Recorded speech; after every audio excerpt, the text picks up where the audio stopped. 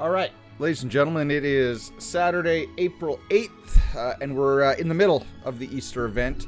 In this video, we're going to be going over how to attack or how to tackle the Circus of Idar in the Easter event, assault battle or battle, whatever you want to call it, Easter battle. So this one's open today. I knew that this was going to be an assassin-based challenge because Idar is the new assassin boss in the Cartosian Triangle. So let's dive in. Let's see if we can't get you guys the best scores possible so that you can get the best rewards possible on your server. So let's just go dive right into it. So this is my mid-size account. It's a free-to-play account, and this is the best comp that I can muster to get the best score possible on this comp. Now, I'm just going to start it just so we can go over some of the mechanics of the fight. So, here we go. This is gonna be just like Idar in the Cartosian Triangle. Received non-crit damage is reduced by 50%. So if you're bringing anybody in here that doesn't regularly crit, you are not going to be posting high scores. You are not going to be doing good damage. While received crit damage is increased like 200%. So again, so if you're not critting, you're doing nothing. If you're critting, you're doing everything. So you need to bring in crit-based characters, and you need them to go in the circle, just like Idar in the Cartosian Triangle, just like Terradome. Now, there are going to be some commonalities in the team comps you're going to bring. So I want to go over to the recorded footage first. So this, I did a whole bunch of testing on my main account. Now, there are going to be some commonalities if you are at the tip of the spear end game or if you are free to play. One, you're going to want to use the Cabal commander. That's your first thing. Two, you're going to want to run Masrani. And you see my mouse? So there's mouse. You want to run Masrani. And you want to run whatever assassins you have at the back so that they're getting the shields from Masrani. And you want to run Chaos Chip, which is going to increase your damage by 40% when you get a shield for a certain amount of time. In fact, let's just move back over here. And we'll show you right here, because I guess I can tell you that all here. So when an allied Vanguard or Assassin hero is affected by shield, the user gains an additional 40% attack. Right? So Masrani's going to shield your back row Assassins quite a bit. And his overhealing is also going to apply a shield so that your Assassins that are in the mid row or the front are also going to benefit from Chaos Chip. So regardless what team you're running, Cabal, Chaos Chip, Flashpoint. Okay? Free to play, tip of the spear. Now, we're going to go over a bunch of comps that you can run endgame.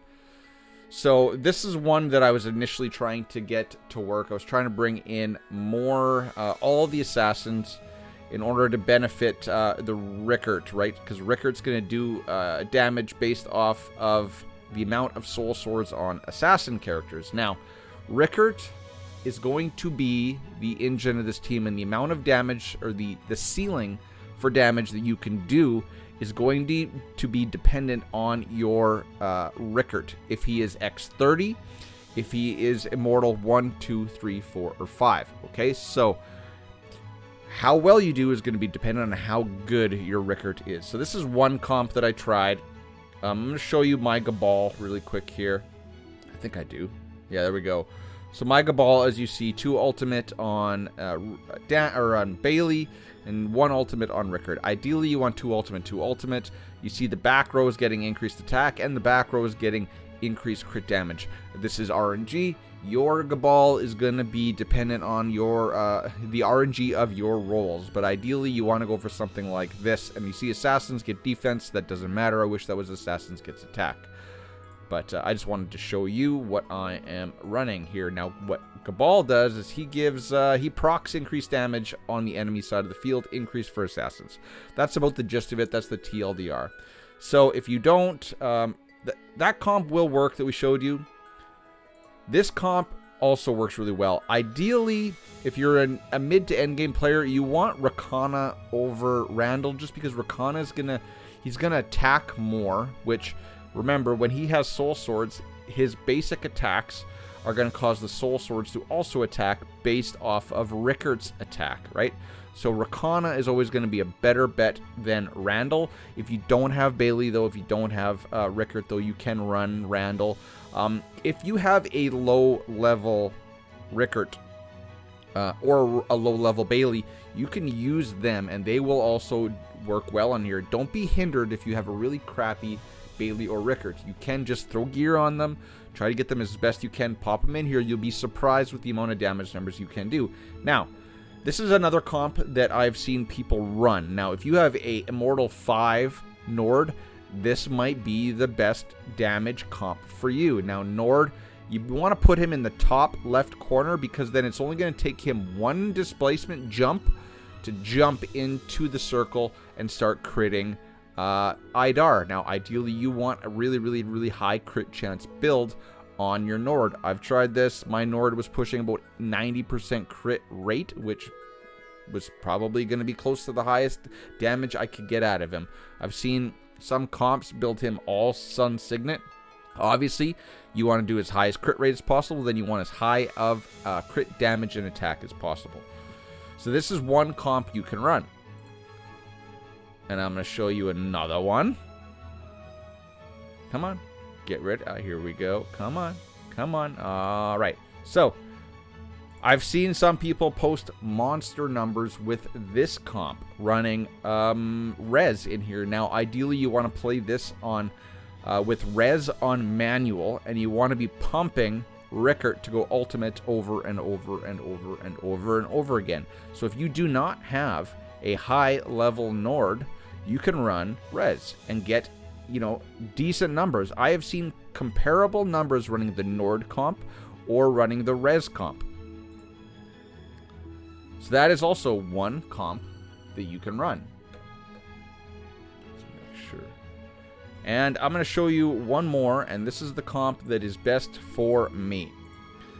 Skewer. Now, why does Skewer work? Because Skewer, her ad is a melee character. It will go into the circle. But more importantly, what the benefit you get from Skewer is she boosts the attack of all your characters. Now, if they're proccing Chaos Chip, increasing 40% attack, now increase attack again, that's multipliers on multipliers on multipliers. Now, I have seen comparable damage between this comp, the res comp, and the Nord comp. Experiment, see what works best for you, but this one works best for me. I didn't record footage of the gear that she is in, but as you see, you can see the gear icon above her head. Madness works the best for her. What does Madness do? It increases the attack of her summon by 30%. I've tried as high of a hero set as I could get, and the best Madness that I can get in Madness works every time for higher numbers. So this is the comp for me that works the best, and what's nice about this is you can run it on auto. So let's just show you what's going on here. Obviously now all of my melee damage characters are in the middle. We'll go over gear on my assassins after this footage, but we'll let it roll. I might skip forward because you can kind of get the point. The nice thing about this is you can run this on auto, and the team pretty much does exactly what it has to do. You can fine-tune it a little bit more. I think you can time some Skewer ults, but ideally, just let it go. Just let it go. You'll get some decent numbers. Now, let's fast forward because you don't really need to see the fight. The fight just does what it does. Your characters are never in any danger of dying, but you can see up here in my damage meter, Rickard is the engine that makes this team fly. Okay? So, lots of different comps that you guys can do. Here we go. 7 seconds. We'll just watch as it dials down to the end. Boom, boom, boom. Done. So 17 million. That was the highest score that I got at that point. I think I've even tacked on more to this. So for me, this is the comp that works best. Now, let's go over really quickly some of the gearing of how I gear my characters.